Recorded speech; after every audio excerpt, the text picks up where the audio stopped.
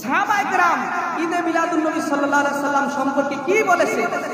কিতাবটা হচ্ছে আন-নি'মাতুল কুবরা।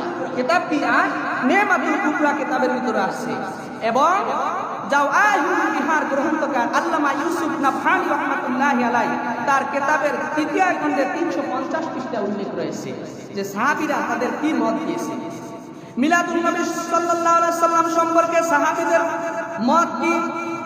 قال أبو بكر الصديق رضي الله تعالى عنه من أنفق درهما على قراءة مولد النبي صلى الله عليه وسلم كان رفيقي في الجنة سبحان الله বলেন।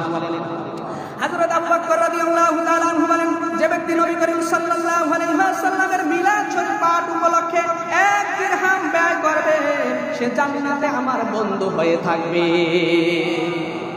وقال عمر رضي الله تعالى عنه من عجب مولد النبي صلى الله عليه وسلم فقد أحيا الإسلام। যে ব্যক্তি মিলাদুন নবী সাল্লাল্লাহু আলাইহি ওয়াসাল্লাম কে মর্যাদা দিল, সম্মান দিল, সে মূলত ইসলামকে পুনরুজ্জীবিত করলো।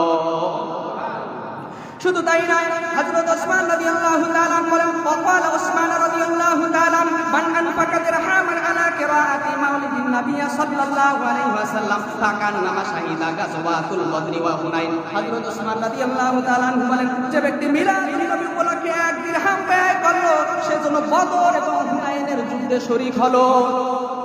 আরো জোরে বলেন সুবহানাল্লাহ।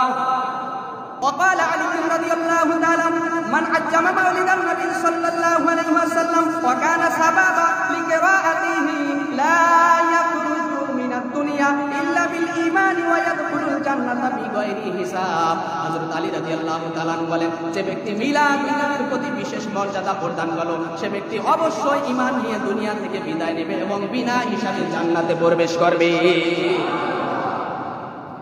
এখন মিলাদুন নবী আছে কিনা?